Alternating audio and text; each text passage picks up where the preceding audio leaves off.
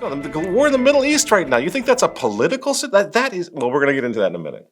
But this letter then, coming from the Sanhedrin, I kid you not, in Jerusalem, this letter to Donald Trump is signed by... They actually call themselves that. They call themselves Rabbis of the Sanhedrin. And it concludes with this, well, rather unsettling paragraph, and I'll just read it to you. The Sanhedrin to Donald Trump. Again, I am not blaming Donald Trump for this. I'm just telling you what's going on as a newspaper guy, because that's kind of my job. I'm supposed to just observe what's going on and tell you about it, right? Not be a cheerleader for any political party or any politician. Here's what they say. Quote, we invite you to meet with the Sanhedrin court rabbis in Jerusalem to discuss the establishment of an international divine court, an IDC for all nations. This court would be based on the 7 universal commandments given to Noah and reaffirmed at Mount Sinai, a foundation for global peace and divine justice, end quote. Now, of course, they are talking about the Noahide laws. That's what's supposed to replace the United Nations. See this little war going on against the United Nations, which is fine with me if they get rid of the United Nations. But my feeling is, there is a push to have Elon Musk cancel the United Nations and then set up this international divine court based on the Noahide laws. That's classic frying pan into the fire, it seems to me. And the Sanhedrin goes on, quote, to Donald Trump, you have been elected as Cyrus was in his time to fulfill a heavenly mission, to unite all believers in God and to foster ethical cooperation across all spheres of human activity. Sounds like religion to me. And why is this Sanhedrin of Jerusalem praising Donald Trump like this as the great Cyrus? Well, I mean, there's a number of reasons, but first of all would be because Trump told the world, he informed the entire world some time ago that Jerusalem is, wait for it, Israel's eternal capital.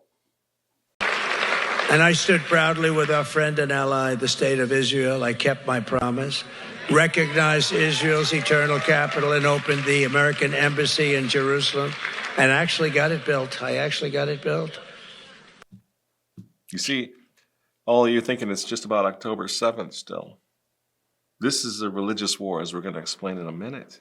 This whole war is about the eternal capital of Jerusalem being given not to the Christians, being given back to the Jews, again, as if Christ never came, as if Christ, as St. Pius X pointed out, as if Christ hadn't already made Jerusalem blessed and holy, the holy city of Christians, friends.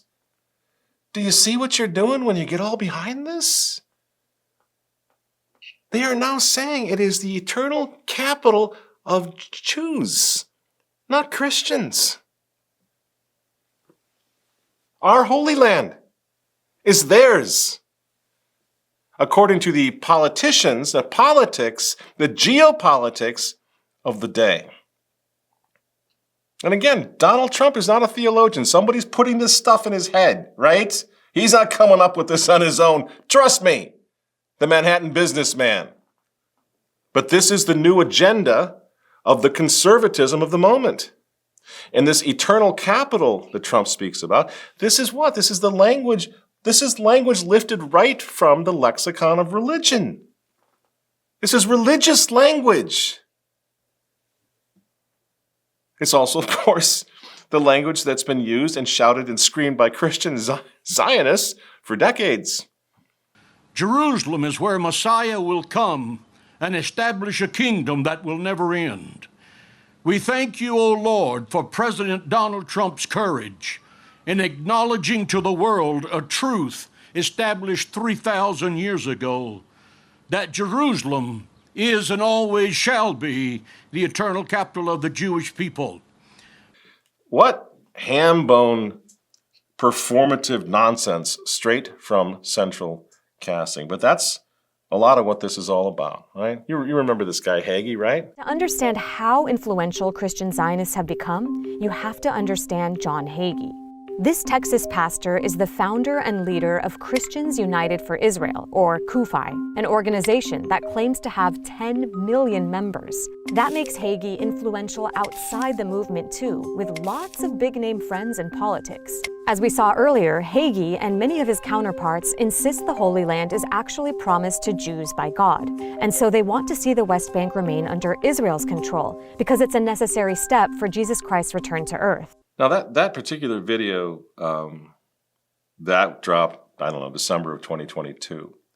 And it's depicting things that happened obviously a lot longer because Pastor Hagee is quite a bit thinner and quite a bit younger in that one. Right now he's white-haired and he's a heavy-set man. So it's lots of years have passed since he was saying these things. And I only bring it up because there are still people, I think it's a dwindling remnant, who still believe this whole thing has something to do with Israel's right to defend herself, right? I mean, this has been coming for a long time, friends. And all along, Christian Zionists have been the rocket fuel behind the war in Israel, okay? And they are applying massive pressure on President Donald Trump to turn his presidency into a conduit for the fulfillment of what they call end times prophecy. And we moved the capital of Israel to Jerusalem. That's for the evangelicals. You know, it's amazing with that. The evangelicals are more excited about that than Jewish people. It's really, right? It's incredible. You know, our foreign policy right now, U.S. foreign policy, and this is no exaggeration, is based on a 3,000-year-old promise that God made to Jews regarding their eternal Jerusalem. No, that's exactly what it is. That's what's happening over there right now. We are intimately linked to that process, preparing the way for the Messiah in Jerusalem, the eternal city of Jerusalem. That's American foreign policy. And now what you have is you have such a fundamentalism that people are going to jail for not going along with the tenets of this new American Jewish confessional state. When Secretary Rubio rescinds the green card of a person he probably never heard of because of statements the person made on the Columbia University campus